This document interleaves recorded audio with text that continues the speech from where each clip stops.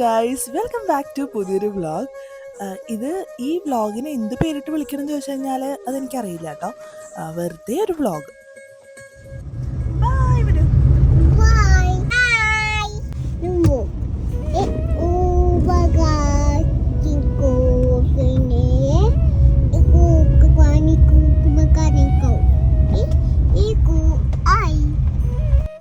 ഒരു മടി പിടിച്ചൊരു സൺഡേ ആണ് കേട്ടോ ഇന്ന്.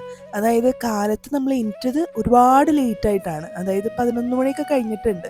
അത്രയും ലേറ്റായിട്ട് എണീറ്റ് പതുക്കെ ബ്രേക്ക്ഫാസ്റ്റ് ഒക്കെ ചെയ്ത് അങ്ങനെ പുറത്തിറങ്ങാനും തോന്നുന്നില്ല. ഇങ്ങനെ വീട്ടിൽ ചുമ്മാ സിനിമയും കണ്ടിരിക്കാൻ തോന്നുന്ന ഒരു സൺഡേസ് ഒക്കെ ഉണ്ടാവില്ലേ നമുക്ക്. അങ്ങനത്തെ ഒരു സൺഡേ ആണ്. നല്ല വെയിലായിരുന്നു. അതായത് ഒരു ഗോൾഡൻ അവർ എന്നൊക്കെ പറയില്ലേ, ഒരു 5 മണി 5:30 സമയത്ത് ആ ഒരു നല്ല ലൈറ്റിംഗ് ഒക്കെ ഉണ്ട് സമയത്താണ് ഇറങ്ങിയത്. പക്ഷേ വീഡിയോ എടുക്കാനും മൂടില്ല. ഒരുമാതിരി ഒന്നും ചെയ്യണ്ട, വെറുതെ ഇരിക്കണം, അങ്ങനത്തെ ഒരു ഫീലുള്ളൊരു ദിവസമായിരുന്നു ഞങ്ങൾക്ക് രണ്ടുപേർക്കും. വാവയ്ക്ക് മാത്രം അങ്ങനെ ഇരിക്കേണ്ടായിരുന്നു. അപ്പോൾ അതുകൊണ്ട് ഞങ്ങൾ ചുമ്മാ അവളെയും കൊണ്ട് പുറത്തിറങ്ങാന്ന് വെച്ചിട്ട് ഇറങ്ങിയതാണ്.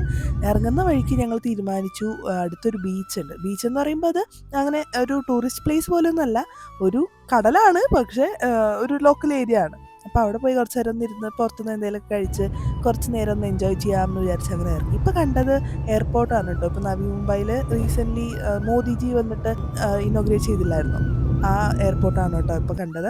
നമ്മുടെ വീടിൻ്റെ അടുത്താണ്. കുറച്ച് കഴിഞ്ഞപ്പോഴേക്കും നമ്മുടെ കുഞ്ഞാപ്പിയുടെ സ്റ്റാർട്ടിങ് ഉള്ള ഒരു എക്സൈറ്റ്മെൻ്റ് ഒക്കെ കഴിഞ്ഞ് ഉറക്കം തൂങ്ങി അവിടെ കിടന്ന് ഫ്ലാറ്റ് ആയിരുന്നു. എപ്പോഴും ഉള്ളതാണ്. കാറിൽ കയറി കുറച്ച് കഴിയുമ്പോഴേക്കും ഉറങ്ങും. എനിക്ക് തോന്നുന്നു എല്ലാ പിള്ളേരും അങ്ങനെയൊക്കെ തന്നെയായിരിക്കും അല്ലേ. എന്തായാലും ഞങ്ങളവിടെ എത്തി. കുറച്ച് നേരം അങ്ങോട്ടും ഇങ്ങോട്ടൊക്കെ തേരാപാര നടന്നു. പിന്നെ കുറച്ച് നേരം കടൽ കണ്ട് വർത്താനം പറഞ്ഞിരുന്നു. അത് കഴിഞ്ഞ് ഞങ്ങൾ ഫുഡ് കഴിക്കാം എന്ന് വിചാരിച്ച് ഒരു ഫുഡ് ട്രക്ക് സെറ്റപ്പ് ഉണ്ടായിരുന്നു. അപ്പോൾ അവിടെ ഇരുന്ന് 2 പിസ്സ എല്ലാം ഓർഡർ ചെയ്ത് പിന്നെയും വർത്താനം പറഞ്ഞിരുന്നു. പ്രത്യേകിച്ച് അങ്ങനെ അടിപൊളി ബീച്ചൊന്നും അല്ല, കടൽ നല്ലതാണ്, പക്ഷേ ക്രൗഡും ഏരിയ ഒന്നും അത്ര നല്ലതല്ല മോശമെന്നാണ് എൻ്റെ അഭിപ്രായം. അതായത് നമ്മുടെ നാട്ടിലെ ബീച്ചിനൊന്നും അങ്ങനെ അടിക്കാൻ പറ്റില്ല ഇവിടുത്തെ മുംബൈയിലെ ബീച്ചസിന്. കാരണം ബീച്ച് നല്ലതാണ്, പക്ഷേ പോപ്പുലേഷൻ കൂടുതലായതുകൊണ്ട് അത്രയും ആൾക്കാർ ഇങ്ങനെ തിങ്ങി നിറഞ്ഞ ആ ഒരു വൈബില്ല. ഭയങ്കര ഒച്ചപ്പാടും ബഹളമായിട്ട് കുത്തിത്തിരിപ്പും തിരുവാതിരയൊക്കെയാണ് അവിടെ. അപ്പോൾ എനിക്ക് അത്ര ഇഷ്ടപ്പെട്ടില്ലായിരുന്നു. പിന്നെ കടലല്ലേ നിറഞ്ഞിരുന്നു. ഞങ്ങൾ ഒരു പിസ്സ ഓർഡർ ചെയ്യുള്ളായിരുന്നു, പക്ഷെ വാവയ്ക്ക് വേണ്ടിയിട്ട് എരിവില്ലാത്തത് പറയണമല്ലോ, അതുകൊണ്ട് 2 പിസ്സ പറഞ്ഞു. പക്ഷേ അവൾ അല്ലാതെ കഴിച്ചത് ഞങ്ങൾ തന്നെയാണ്. അവളെന്നൊരു 2 സ്ലൈസ് തികച്ച് കഴിച്ചോ എന്ന് ചോദിച്ചാൽ എന്ന് പറയാം വേണമെങ്കിൽ, അത്രേ ഉള്ളൂ. പിന്നെ ഞങ്ങളൊരു ഡെസേർട്ടൊക്കെ കഴിച്ച് പെട്ടെന്ന് വീട്ടിലോട്ട് തിരിച്ചു.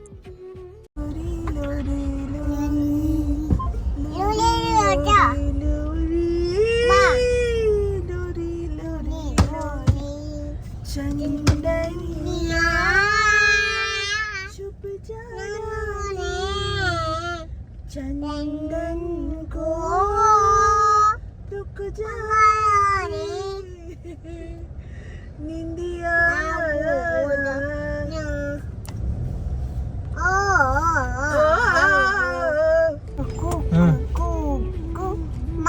ताला ताला बूढ़ी बूढ़ी बूढ़ी ताला ताला ताला बूढ़ी बूढ़ी बूढ़ी ताला ताला ताला बूढ़ी बूढ़ी बूढ़ी बूढ़ी को गलो. ആരെങ്കിലും അവിടെ പേര് വെച്ചാൽ മാവ എന്ത് പറയും? വിഹാന. എന്താ പറയാ? വിഹാന. വിഹാന അവിടെ വരൂ. വിയോ വാവയുടെ പേരെന്താ?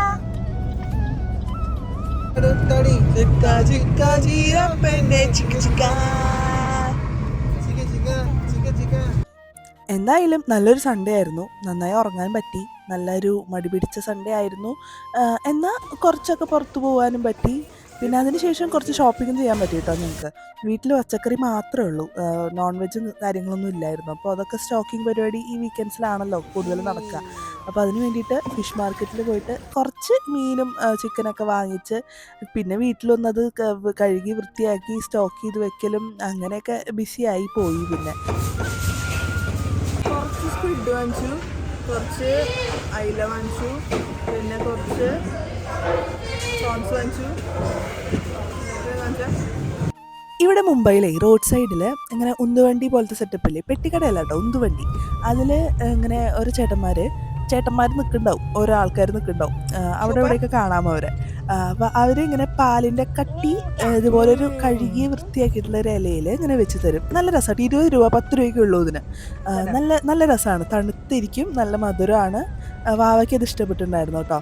പിന്നെ വീടെത്തിയിട്ട് പിന്നൊന്നും പറയേണ്ട, ഒരു യുദ്ധം തന്നെയായിരുന്നു. എല്ലാം നോൺ വെജ് ക്ലീൻ ചെയ്യലും സ്റ്റോക്ക് ചെയ്യലും അങ്ങനെയൊക്കെ ബിസി ആയിപ്പോയി. പിന്നെ ഒരു ഉഡായിപ്പ് ബിരിയാണി ഉണ്ടാക്കി, പ്രോൺസ് എടുത്ത് ചെറിയ രീതിയിലൊരു ബിരിയാണി ഉണ്ടാക്കിയായിരുന്നു.